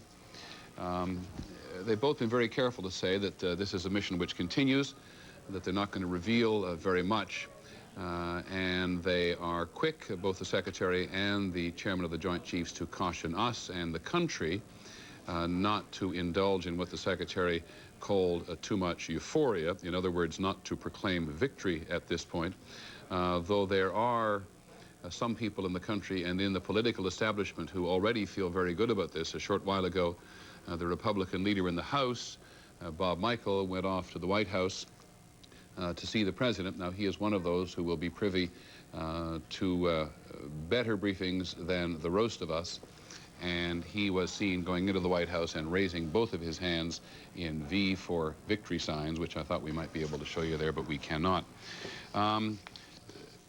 Okay, a couple of just pieces of news while we have been listening into this. In Egypt, while this briefing has been going on at the Pentagon, The Egyptians have reported in that the commander of Egyptian forces in Saudi Arabia, Egypt has the leading contingent of Arab forces in the anti-Iraq coalition, reports that on Thursday, today, 50 Iraqi tanks were on their way to Egypt's 4th Armored Division after their crews announced of their intention to surrender.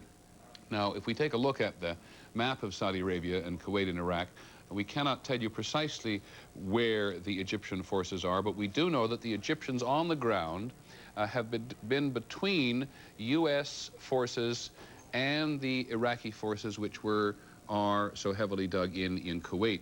So somewhere up along that front line, go from the Persian Gulf there, right where that white dot is under Basra, and follow the red line along, and then the white line along out, which is the border between Saudi Arabia and Iraq. And somewhere along that front line, according to the Egyptian news agency, the commander of Egyptian forces is preparing, in the words of a conversation he apparently had with the Egyptian president, Hosni Mubarak, in Cairo, the Iraqi members of 50 tank crews are about to surrender. You probably heard, in fact, you undoubtedly heard the chairman of the Joint Chiefs saying that in terms of defections from the Iraqi army, he had no news at all. But what I'd like to do now is to bring in 2 of our leading military analysts, 2 of the country's best leading military analysts. They happen to be ours. It's our good fortune.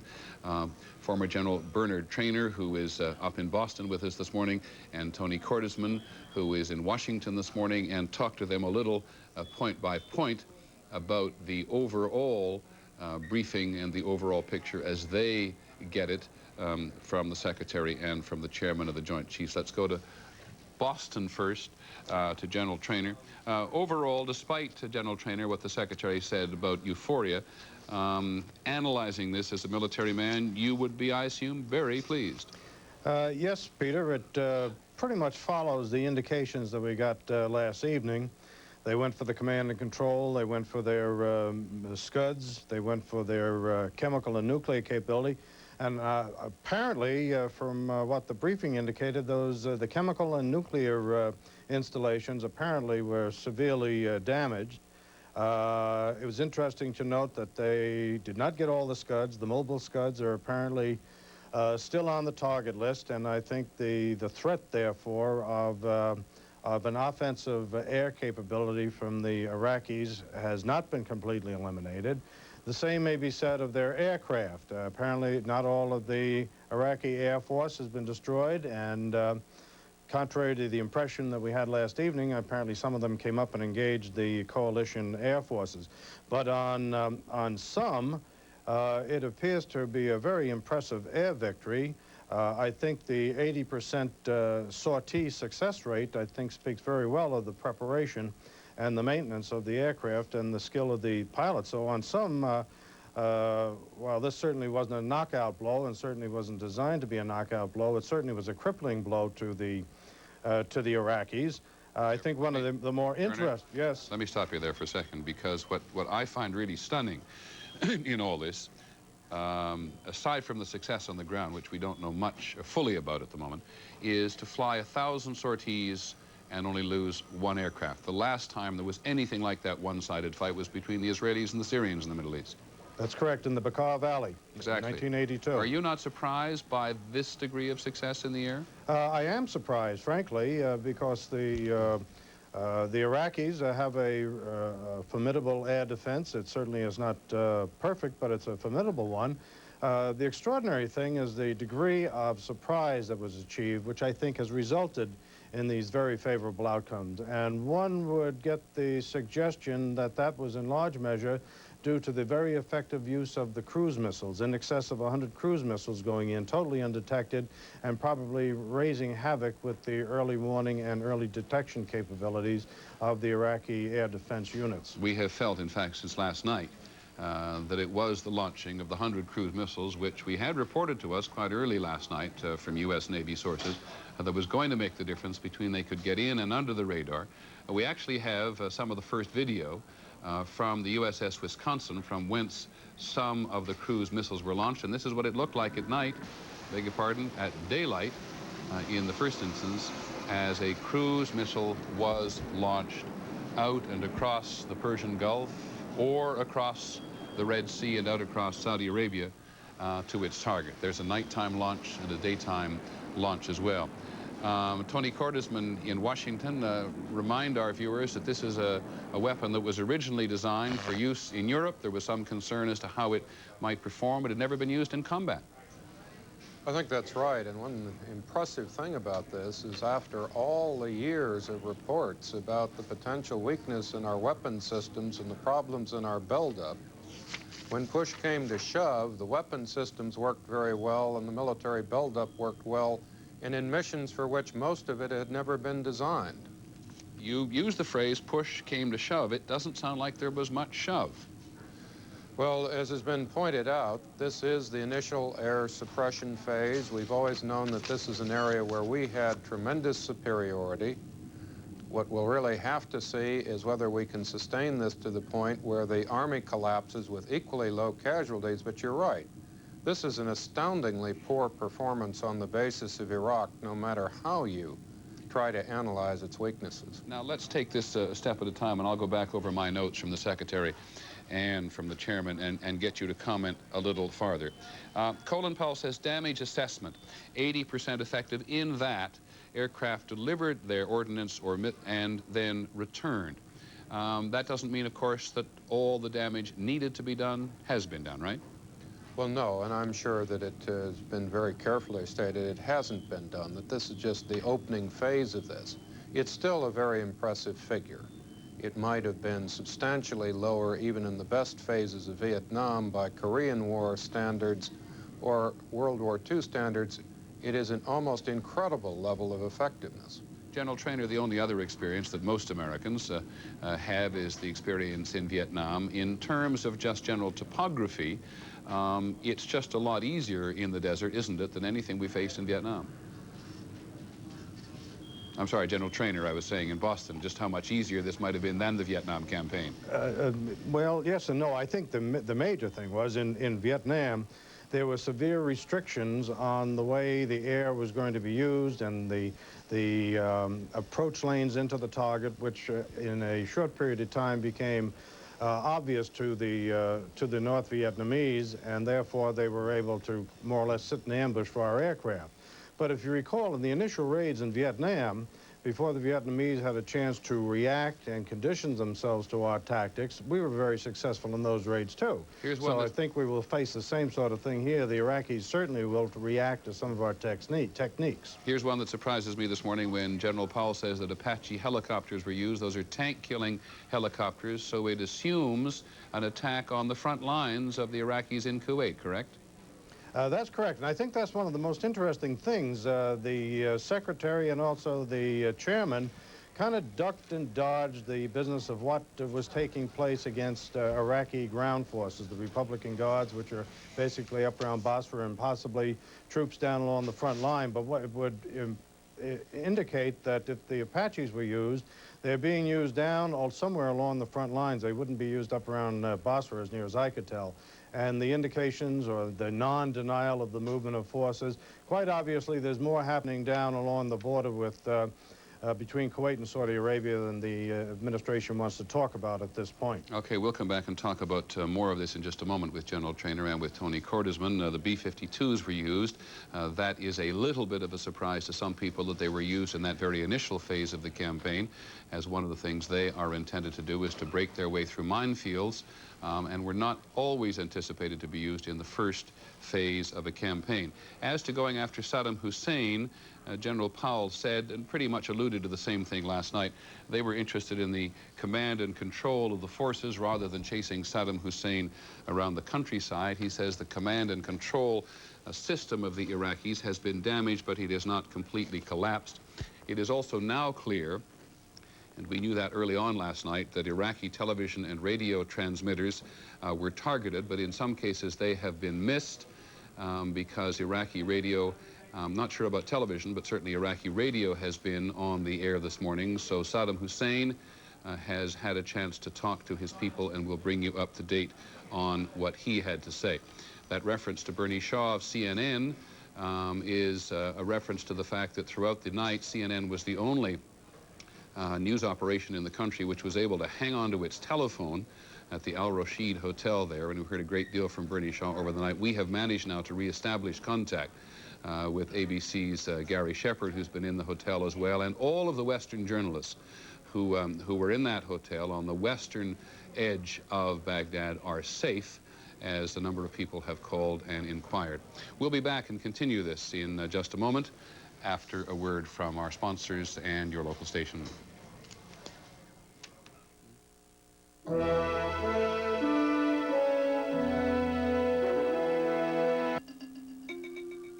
Something as delicate as your face doesn't come with washing instructions.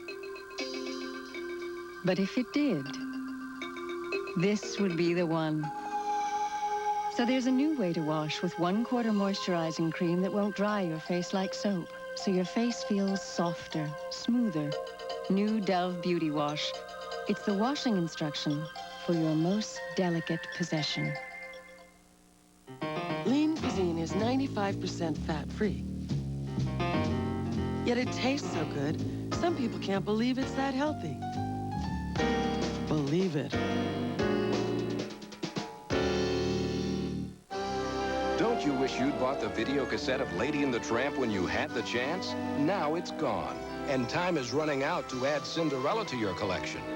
But you still have a chance to own 2 of Disney's most delightful animated classics, The Magical Peter Pan and the Academy Award-winning The Little Mermaid. Still available, but only for a limited time. Don't let Peter Pan and The Little Mermaid get away. LensCrafters made me these wonderful top-quality glasses and got me back on track in about an hour. LensCrafters puts the whole lab right in the store to custom craft your top-quality glasses in about an hour. Call LensCrafters at 1-800-522-LENS. This is a News 8 special report. The war in the Mideast. Good morning, I'm Lisa McCree. Sandra Rouse is here for our deaf viewers without decoders. In Texas, news of the war is already taking an emotional toll on those here at home. In Killeen, the home of Fort Hood, it's been a game of waiting and watching for those who have loved ones stationed in Saudi Arabia. Channel 8's Bill Brown is at Fort Hood and has this live report for us this morning. Bill? Well, Lisa, the outbreak of war in the Persian Gulf is probably having more impact on this huge army post in the nearby town of Killeen probably than any other place in Texas. Almost 25,000 soldiers, 25,000 from Fort Hood are now in the Persian Gulf area. Their wives, their husbands, their boyfriends, their children are obviously extremely worried about them now. The word of the first air attacks hit hard here as the people feared their loved ones would soon be going into battle.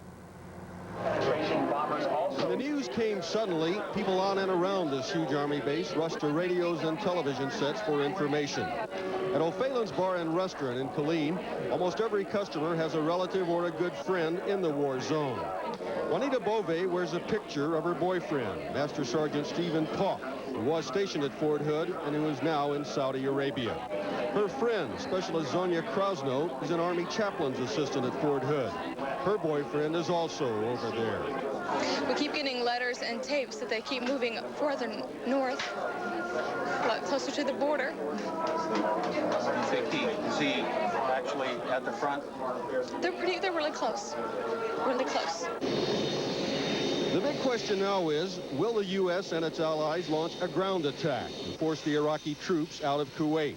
If so, the Fort Hood troops of the 1st Cavalry Division and the 2nd Armored Division could be right in the middle of it. Marcia Hancock's husband, Kenneth, is a tanker with the 1st Cav. Well, I had just walked in the house, and my sister called me. I had been at work, and she called me and said that we had gone to war. What were your thoughts? I was scared. What are the next few days going to be like for you and weeks? Northwestern section of Kuwait and in southern Iraq. Beyond all of that, I guess I'll just stay scared until I know he's all right and he comes home. Convinced the U.S. will win? I pray we will. I don't know. really know that you can say there can be a victory anytime there is a war. My job in the Army is a medic, and I hate to see people hurt at all. And the people around here are trying to stay close together, even closer than they have been over the months, trying to get information. There are a lot of rumors, speculation about a war on the ground. They hope there will not be a war on the ground. The air attacks will do the job, and that no one from Fort Hood will be killed or wounded. This is Bill Brown, Channel 8 News, reporting live from Fort Hood. Lisa? All right, Bill, of course, that hope is shared by all of us. If you have questions or you need information about the war in the Gulf, Channel 8 has set up a hotline you can call. We have a staff manning those phones. The number is 988-7888. Again, that's 988-7888 for information and answers about what's going on in the Middle East. That's our news for now. We'll be back near the top of the hour.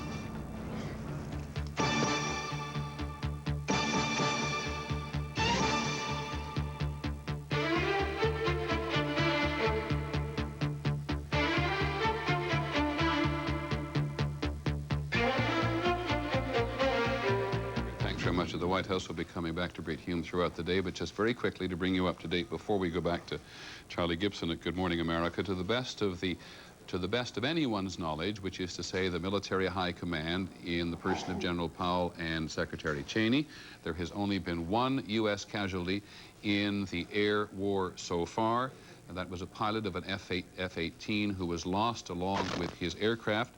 We do not know anything about Iraqi casualties. It is very clear the U.S., with its Tomahawk cruise missiles flying underneath Iraqi radar, has had a tremendous effect in gaining surprise. We've heard already from Egyptian forces on the ground that up or down. Okay, I'll get to that in a second. Can I go there then? Okay, thank you very much. Just to finish this thought about the Egyptians, it's reported on Cairo radio this morning that about 50 Iraqi tank crews are in the process or have declared their desire to surrender to Egyptian forces who are extremely close to the front Iraqi lines in Kuwait. Now, we can go to the stock exchange here in New York, which opened about 16 minutes ago, and which is, Bob Jameson, I'm told, already up 70 points. Morning, Peter. Actually, it's more like 66 at the moment, 67 points, but it is certainly headed in that direction. The market has literally jumped since the opening bell, the second opening bell at 9:31.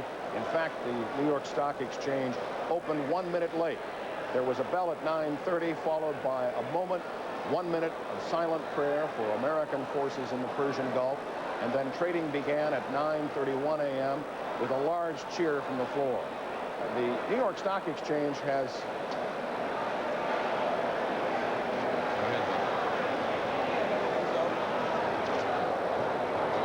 We have lost Bob Jameson's voice for the moment, but there are the officials from the New York Stock Exchange looking on.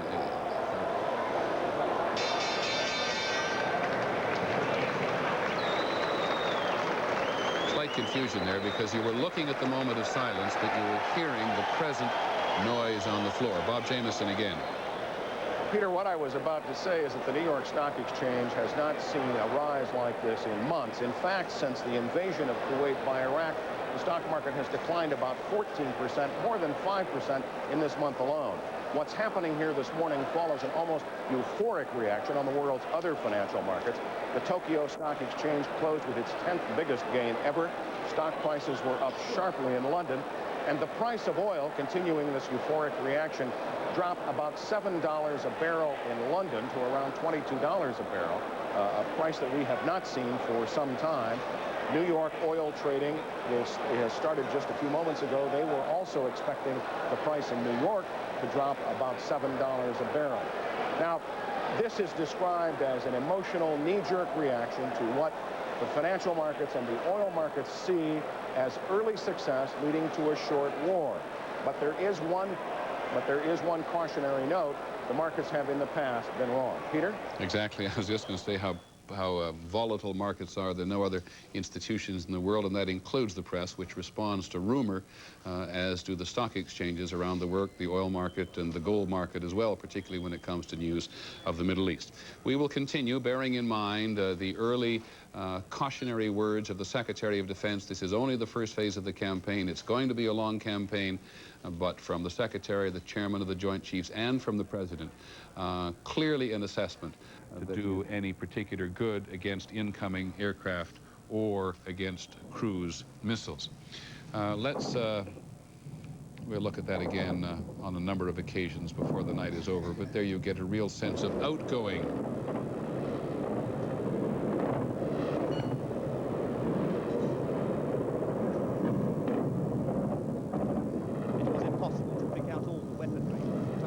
And a little bit there of, you can see the light changing, a little bit of what it looks like at first light. ABC's Gary Shepard reported to us earlier today, and Brent Sadler reported as well, that there was not, as best they could tell, enormous damage in Baghdad. Aircraft fire into the night sky.